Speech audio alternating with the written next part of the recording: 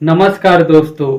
Trending star Khesari Lal Yadav ji बिल्कुल कमाल का एंट्री मारे हैं।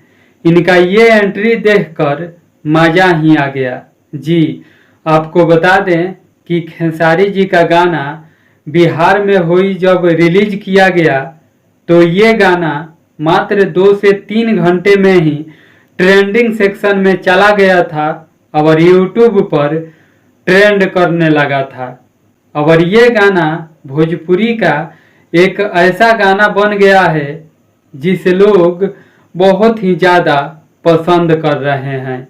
जी हाँ, अब तक इस गाने पर व्यू 4.5 मिलियन के करीब मिला है और 4,18,000 के करीब इस गाने को लोग लाइक किए हैं। जी 4.5 मिलियन व्यू पर 4,18,000 लाइक बहुत ही बड़ी बात है दोस्तों, एक भोजपुरी गाने के लिए।